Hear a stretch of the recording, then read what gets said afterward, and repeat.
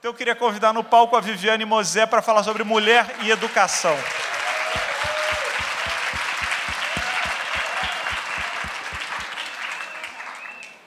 Bem-vinda.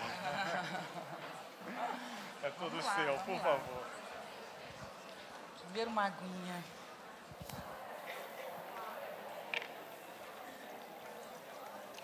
A clássica boca seca.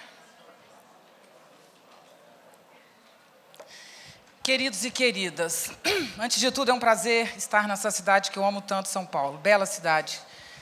É sempre um prazer estar aqui. Moro há 20 anos no Rio, sou capixaba, mas essa cidade muito, muito me faz bem, me alegra andar por essas ruas e essas pessoas tão maravilhosas. Eu tenho muitas coisas para falar e fiquei muito instigada com a conversa inicial. Eu tenho 48 anos, sou casada há 10 anos, vivo um casamento monogâmico.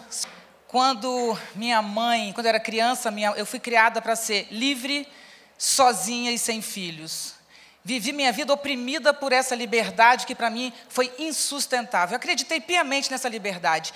Você tem que trabalhar, ser independente, ter sua vida e viver sua vida, porque minha mãe não teve a dela e quis que nós tivéssemos a vida que ela não teve.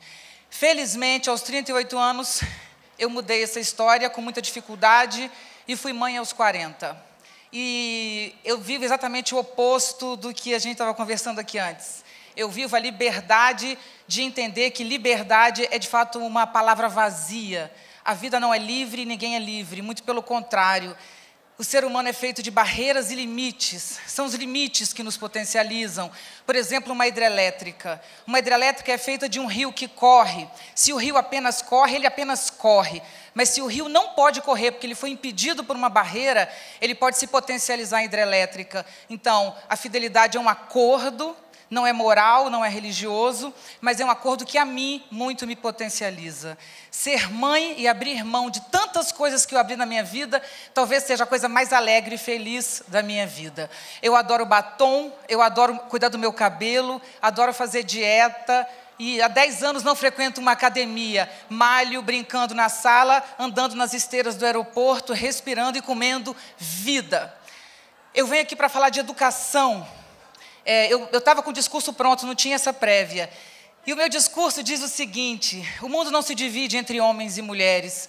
O problema das mulheres não é o homem, e o problema dos homens não é a mulher. Mulher é alguma coisa que tem um buraco para dentro e que processa as coisas nesse buraco. Homem é uma coisa que tem uma seta para fora e processa as coisas para fora. Mas homem também tem buraco e mulher também tem falo. E cada um lida com o seu falo e com o seu buraco na medida do possível. E combinando essas duas coisas como quer, como gosta.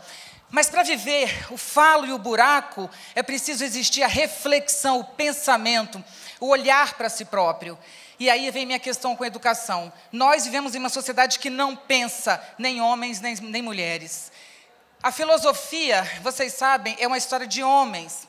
Quando eu fiz mestrado, eu sou extremamente estudiosa, eu sou compulsiva por estudo, eu amo estudar, porque eu quis agradar meu pai. Meu pai sempre gostava de estudar. Eu estou aqui para agradar meu pai. Me tornei uma intelectual para que meu pai me amasse.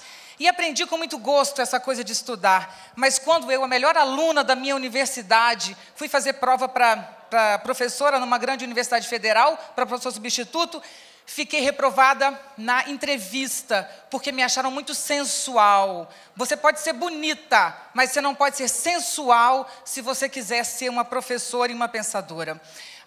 Ser gostosa não é ser magra e ter bunda dura e ter peito grande. Ser gostosa é ser sensual. E ser sensual é querer comer e ser comido pela vida, que é o que me caracteriza. Como pessoa...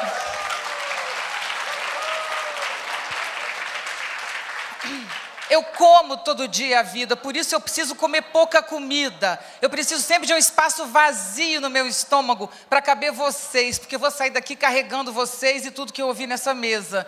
Então eu sou a favor do pouco alimento, eu sou a favor do alimento chamado comoção.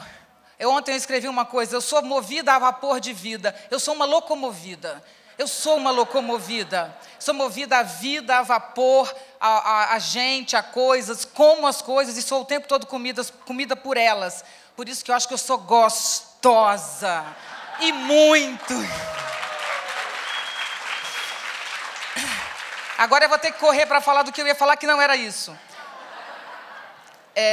A diferença hoje... enfim, eu vou falar de educação para começar. Por que eu não pude passar numa prova? Porque mulher não pensa.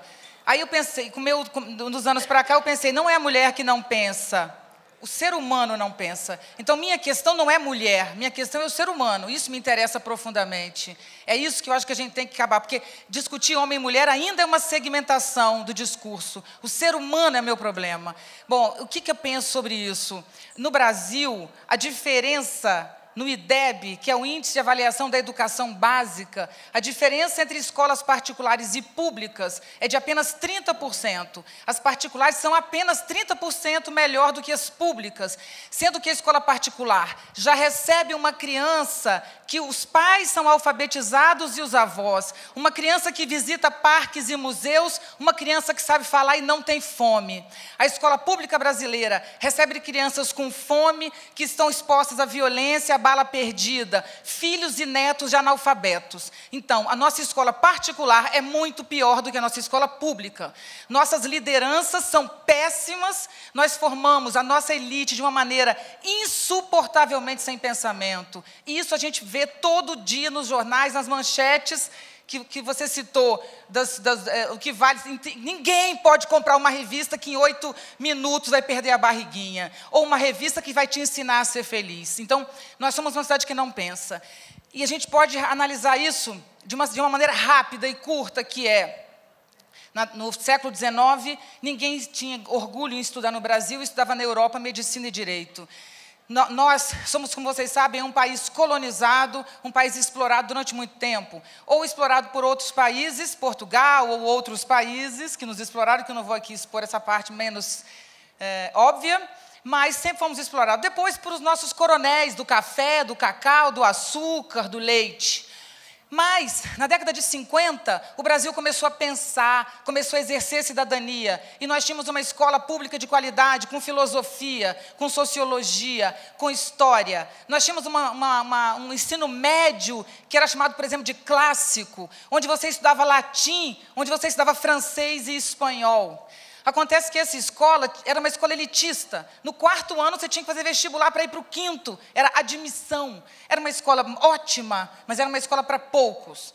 Com a industrialização tardia no Brasil, nós precisamos formar pessoas que soubessem ler, para manipular as máquinas. Criamos a Escola para Todos. A Escola para Todos é uma escola sem espaço, sem os teatros que as escolas antigas tinham, sem o espaço de convivência, apenas com corredores e paredes finas, com aquelas cadeiras empilhadas. A escola ganhou o modelo de uma fábrica, com aquele sinal sonoro do apito para começar, como acontecia nas fábricas.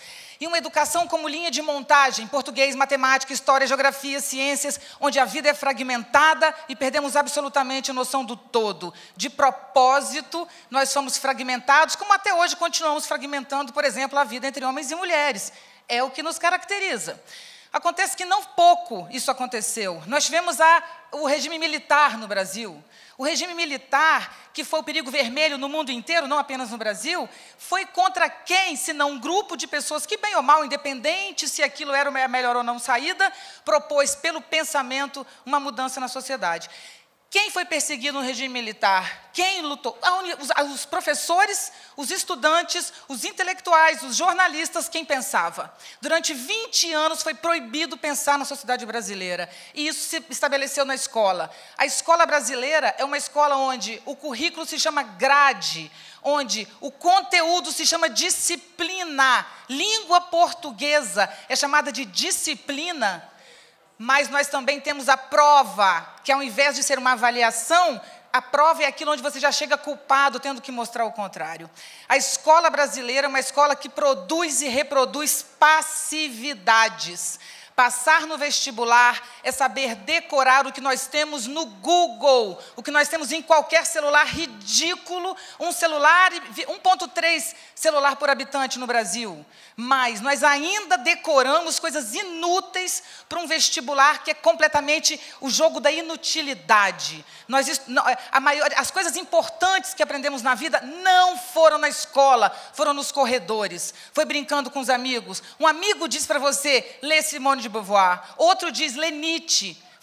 No corredor que nós nos intelectualizamos, porque a nossa escola nos obriga a repetir o que os professores querem, começando pelas universidades, da melhor à pior. E eu posso falar isso de cadeira. Eu sou psicóloga, eu sou psicanalista, eu sou especialista em elaboração e implementação de políticas públicas, sou mestre e doutora em filosofia. Fui professora da universidade há anos, eu sei do que eu estou falando, posso estar errada. Todo mundo pode, mas eu não estou falando por preconceito. Essa é a minha vida. A academia e a universidade é a minha vida. Não se pensa. Se você faz um doutorado e você quer colocar uma questão no seu doutorado, você é reprovado. A escola brasileira nos oprime, nos diminui. Falaria 1 hora sobre isso. Mas ainda falta um pedaço. Nós vemos uma sociedade que desaba em nossa cabeça, não na cabeça das mulheres, não na cabeça dos velhos, dos homossexuais e das crianças, mas na cabeça de todos. E mais, não na cabeça dos pobres, mas na cabeça dos ricos, na cabeça de todos. A vida no planeta está em questão por uma crise ambiental que tem um modelo de sociedade que come, mas não digere, não devolve nada. Ouço isso no Facebook, eu li tantos livros, e daí não faz diferença nenhuma, você poderia ter lido um e mudado a sua vida e de muita gente. Você lê um monte de livro para nada. Mas eu estudei em Harvard, grande porcaria onde você estudou. Não pergunte onde você estudou, quantos livros você leu e a quantos países você foi. O Dostoiévski diz uma frase maravilhosa, fale de sua aldeia e falará do mundo. Nós precisamos aprender a colocar para fora e não comer roupa, sapato, produto. A gente está comendo o planeta a ponto de não sobrar absolutamente mais nada. Então nós precisamos mudar nossa relação com a produção e com o consumo. E vivemos uma crise ambiental que todo mundo sabe, não precisa dar detalhes sobre isso.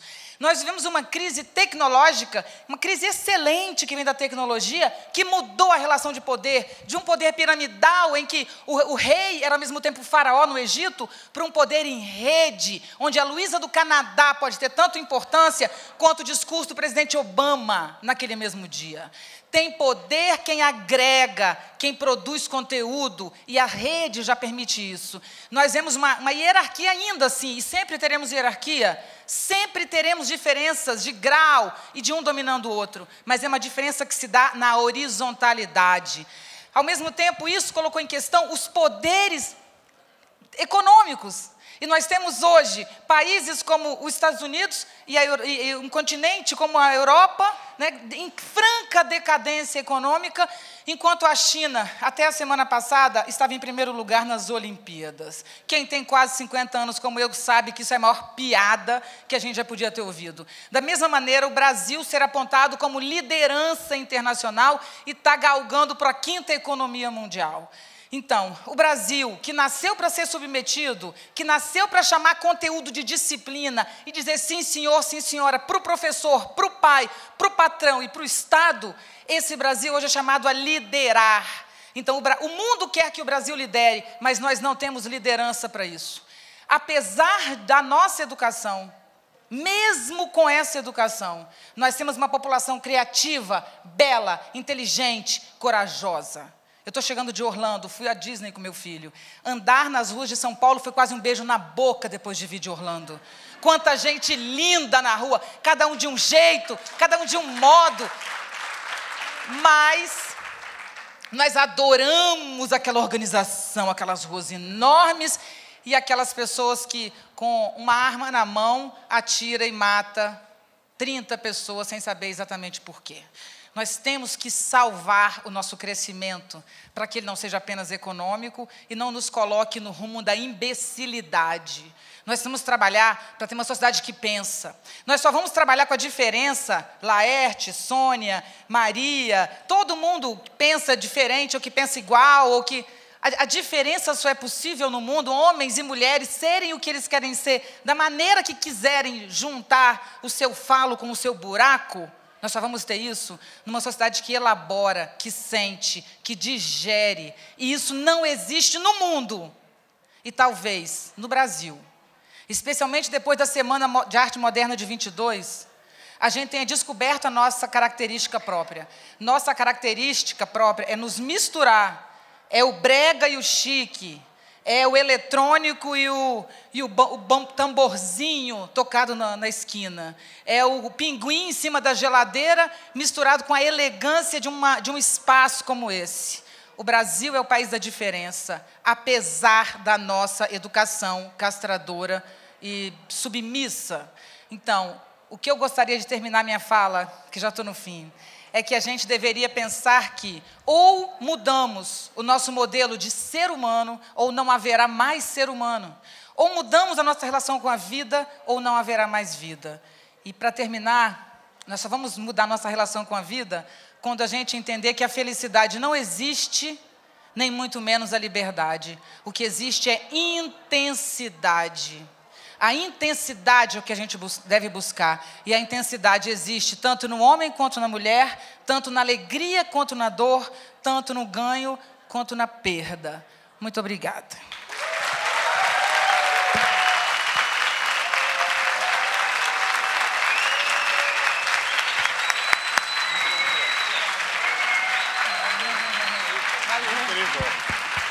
Viviane Mosé.